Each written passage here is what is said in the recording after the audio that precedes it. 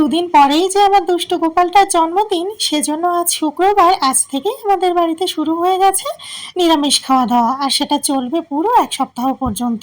এক সপ্তাহ পর গিয়ে পেঁয়াজ রসুন আর ননভেজ রান্না করব। তো ফ্রিজে রাখা ছিল 150 গ্রাম মতো পনির। আর পনির চিলিটা আমি খুবই ভালো খাই, বানাই মোটামুটি ভালোই হয়। একটা রেস্টুরেন্ট আছে আমাদের এখানে সিলভাসা বাজারে, রঙ্গলি নামে, ভেজ রেস্টুরেন্ট। তো ওখান থেকে প্রথমবার আমি খেয়েছিলাম।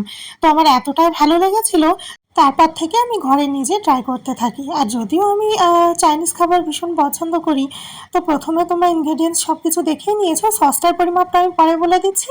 আর পনিরে আমি কোট করেছি 1 চামচ ময়দা, 1 চামচ কর্নফ্লাওয়ার, আর লবণ গোলমরিচটা তোমরা পরিমাণ মতোই দেবে।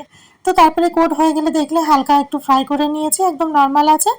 তো তারপরে পনিরটা নামিয়েই আর কি কড়াইতে যেটুকুনি তেল ছিল, সেটা হচ্ছে রিফাইন তেল। তো অবশ্যই আদা কুচি রসুন কুচি দেবে। আমার কাছে আদা ছিল না, আমার সবটাই বাটা হয়ে গেছিলো, অতটা তো খেয়াল ছিল না, না হলে আমি রেখে দিতাম। তো সে কারণে আমি শুধুমাত্র রসুন কুচিটা দিয়েছি। তারপর আদা রসুন কুচিটা গোল্ডেন ব্রাউন হয়ে এলে ক্যাপসিকাম আর পেঁয়াজটা দিয়ে নিয়েছি। আমি মোটা মোটা করে কেটেছি, কারণ এটা হালকা ফ্রাই হওয়ার পর, আমি যেহেতু ড্রাই চিলি পনির বানাচ্ছি, তো এটা না পরে গিয়ে খেতে খুব ভালো লাগে। তো তারপরে একটু সামান্য লবণ দিয়ে ওই সবজিটাও বেশ ভালো করে একটু ফ্রাই করে নিয়েছি। আর তারপরে দিয়েছি আমি কাঁচা লঙ্কা 4 টুকরো করে, আর স্প্রিং অনিয়নের হোয়াইট পার্ট। আর লাল মতো যেটা দেখছো, ওটা কিন্তু শ্বাস ফেলে দেওয়া টমেটো, ওটা কিন্তু কোনো প্রকার বেল পেপার নয়। আমি শুধুমাত্র গ্রিন বেল পেপার, যেটাকে আমরা ক্যাপসিকাম বলি। তো এই সব কিছু বেশ ভালো করে একটু নাড়িয়ে চাড়িয়ে নিয়ে তারপর তো ভাজা পনিরটা দিয়ে দিলাম। আর লবণ প্রথমে দেওয়ার দরকার নেই, কারণ সসে তো প্রচুর লবণ থাকে। একটু গোলমরিচ গুঁড়ো, একটু পনির চিলির যে একটা মশলা পাওয়া যায়, সেই মশলাটা দিয়েছি। আর 1 চামচ কর্নফ্লাওয়ার নর্মাল জলে গুলে ওটা একটু গাঢ় ভাব করার জন্যই দিয়েছি। আর একদম শেষে দেখো স্প্রিং অনিয়নের গ্রিন পার্টটা কুচি করে দিয়ে আর কি সার্ভ করে নিয়েছি আমরা। সত্যি বলতে আমি নিজে রান্না করেছি ঠিকই, আজকে একটু রিভিউটা ভালো করেই দিই, কারণ আমার না ভালো লাগেনি। কেন লাগেনি, তোমাদের কাছে হয়তো প্রসেসটা সব কিছুই সঠিক মনে হয়েছে কিনা জানি না। আমি ঠিকঠাক প্রসেসেই করেছি। অ্যাকচুয়ালি কী হয়েছে বলো তো, আমি যখনই কড়াইতে আর কি রসুন কুচিটা দিয়েছি, একটু জাস্ট ফ্রাই হয়ে এলেই তার পরপরই আর কি বেল বাজলো।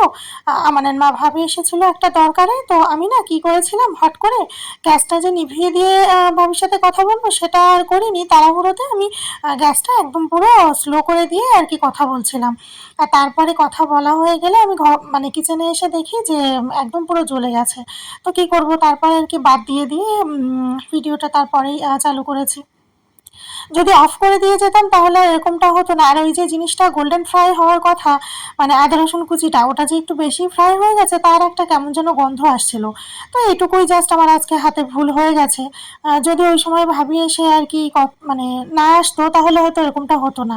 এর আগে আমি বানিয়েছি একদম পুরো রেস্টুরেন্টকে হার মানিয়ে দেওয়ার মতো, এতটা ভালো হয়েছিল।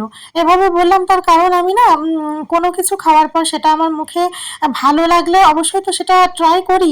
আর সেটা আমি নিজের যুক্তি বুদ্ধিতে আমার মুখে নেওয়ার পরে ঠিক যেমন যেমন মনে হয় আমি সেভাবেই ট্রাই করি। সেটা কোথা থেকে শিখেছি, কিভাবে শিখেছি, সেগুলো যদি আমি ভিডিও করে থাকি তাহলে কিন্তু তোমাদের সাথে শেয়ার করি। ওই যে বলি না, আমি কারোর থেকে রান্না কপি সেভাবে করি না, আর করে তারপর সেটাকে আমি নিজে ক্রেডিট কখনো নিতে চাই না। আজকের ভিডিওর ফার্স্ট পার্টটা এখানে এন্ড করলাম। কেমন লাগলো অবশ্যই কমেন্ট করে জানিও। ভালো লাগলে লাইক কমেন্ট শেয়ার করে দিও। দেখা হচ্ছে সেকেন্ড পার্টের ভিডিওতে।